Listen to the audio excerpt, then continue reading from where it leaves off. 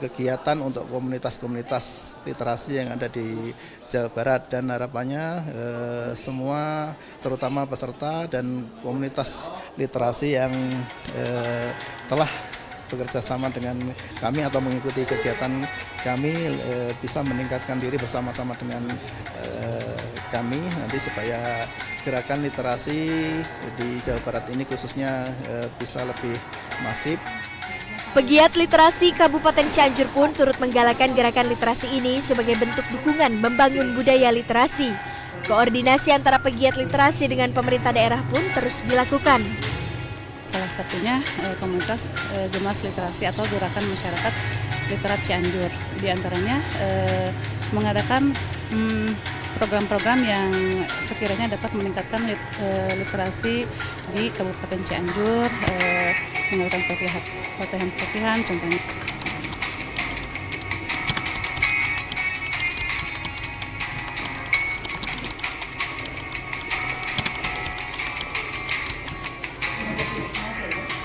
Berawal tahun 2016.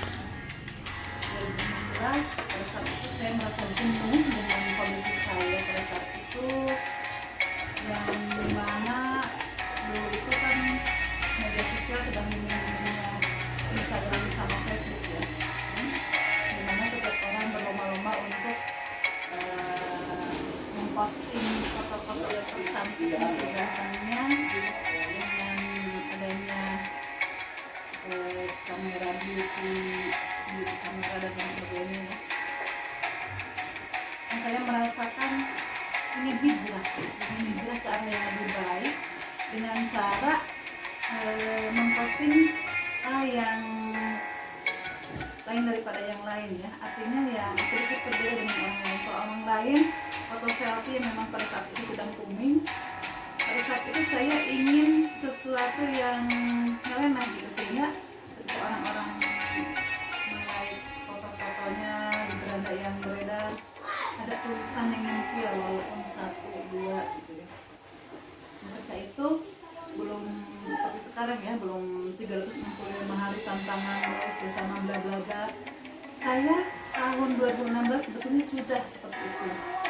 Jadi tahun 2016 saya bahkan mampu menelurkan 2 buah novel, luar biasa pada saat itu saya. Ini yang pada saat itu mungkin sama yang satu lagi berbahasa Indonesia, yaitu yang menceritakan tentang pengalaman atau kehidupan di Skotlandia. Jadi yang satu berbahasa Inggris, yang satu berbahasa Indonesia, tapi terletak di Skotlandia, dan juga berbahasa Sunda. Luar biasa.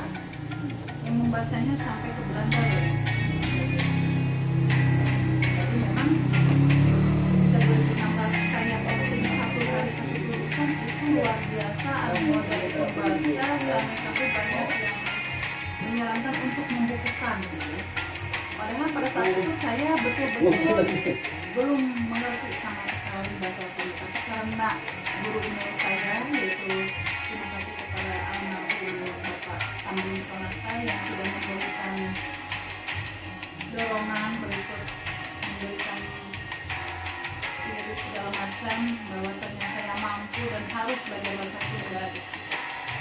Dan katanya penulis bahasa Indonesia itu banyak, jadi saya harus mencoba untuk menulis bahasa Sunda. Ternyata walaupun ini isinya masih kacau-kacau, ini memang betul bahwasanya pembaca itu ketika dihadapkan pada suatu bacaan, kalau mereka memang sudah menerima apa yang dituliskan oleh kita, mereka tidak akan mempermasalahkan lagi apa itu kaidah bahasa, tata bahasa dan sebagainya. Tapi kalau sekarang saya juga malu sendiri, jadi harus lebih dimatangkan lagi, harus lebih bagus lagi segala sesuatunya, baik dari isi cerita maupun dari kaidah kebahasaan dan lain sebagainya, karena itu juga menyangkut kualitas buku kita sendiri. Nah, dari 2016 buku langsung 2017 alhamdulillah buku Keberadaan Asih ini. 2017 lahir buku Keberadaan Asih dan langsung booming di grup WhatsApp ya, tapi yang berbahasa Sunda gitu. Lumayan lah di beberapa tempat bisa untuk menjadi salah satu narasumber Balai Bahasa Jawa Barat pakai untuk menjadi narasumber gerakan diseminasi payudara Jawa Barat ke Jawa Barat tentunya.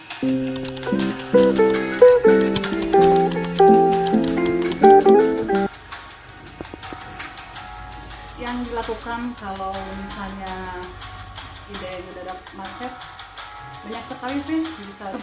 Ya saya biasanya tidak memaksakan diri, tapi cenderung ke lebih lebih banyak ngobrol dengan teman, mengekspor dari teman gitu kan. Karena kadang-kadang banyak sekali masukan-masukan yang secara tidak langsung didapat dari mereka ketika kita ngobrol gitu ya. Jadi ide yang sempat macet nanti akan tersambungkan kembali. Atau misalnya kita pernah mengarang nih dulu. Kita dulu pernah mengarang tapi tidak jadi. Nah, kebiasaan saya tidak membuang karangan tersebut. Tetap saya simpan di draft hingga akhirnya nanti pada suatu saat karangan tersebut akan bertemu dengan jodohnya. Jadi di combine dengan karangan yang baru gitu. Nanti dimodifikasi sehingga akan nyambung seperti itu. Jadi ide yang sempat mogok akan tersambungkan kembali. Atau misalnya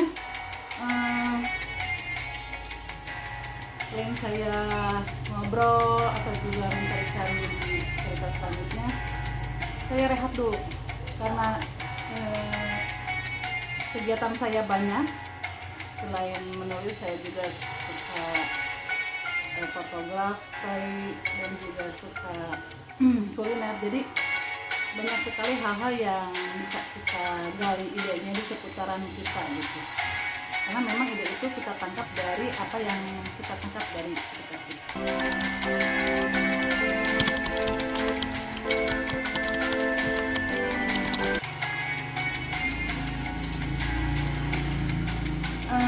Ide untuk menulis sebetulnya kalau sekitar 3 tahun yang lalu, karena saya mulai menulis itu tahun 2016.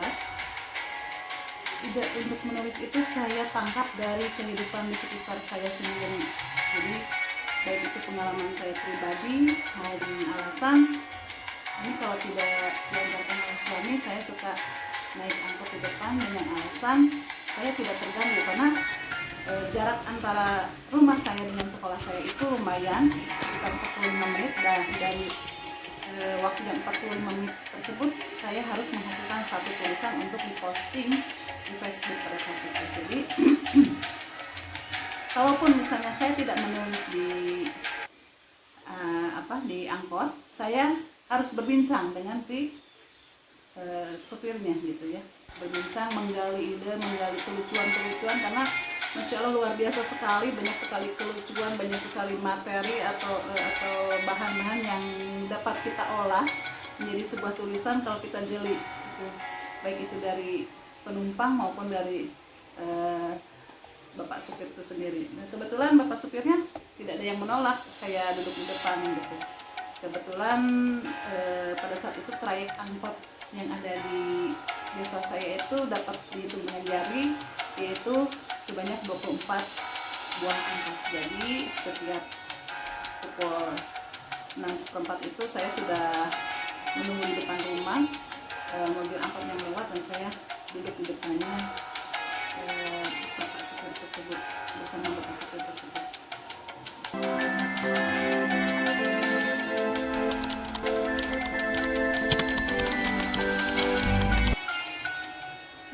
Tentang teknik yang digunakan dalam menulis, selain teknik one day one post atau ODOP, one day one post, saya juga kadang-kadang menggunakan teknik manajemen prewed, di mana ketika saya ingin menulis, ya saya harus menulis. Apalagi sekarang kan zaman yang sangat canggih ya, kita tidak usah menunggu membawa-bawa catatan kemana-mana, atau kita misalnya sedang di pantai atau di tempat-tempat yang kita sendiri. Nah, kebetulan pada saat saya mengikuti guru berprestasi tahun 2019, saya mencoba menerapkan teknik menulis dengan mulut. Jadi teknik menulis dengan mulut tersebut saya menggunakan aplikasi yang ada di smartphone kita yang disebut SpeechNote. Walaupun pernah dari salah satu organisasi ada yang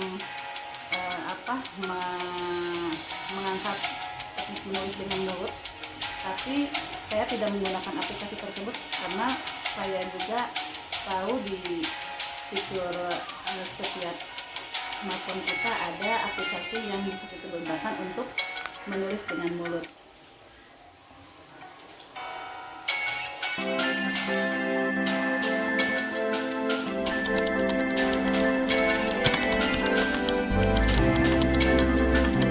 Mendadak macet atau kita mood, ya saya biasanya tidak memaksakan diri, tapi cenderung ke lebih lebih banyak ngobrol dengan teman, mengeksplor dari teman gitu kan. Karena kadang-kadang banyak sekali masukan-masukan yang secara tidak langsung didapat dari mereka ketika kita ngobrol gitu ya. Jadi ide yang sempat macet nanti akan tersambungkan kembali. Atau misalnya kita pernah mengarang dulu. Kita dulu pernah mengarang tapi tidak jadi. Nah, kebiasaan saya tidak membuang karangan tersebut. Tetap saya simpan di draft hingga akhirnya nanti pada suatu saat karangan tersebut akan bertemu dengan jodohnya. Jadi di-combine dengan karangan yang baru gitu.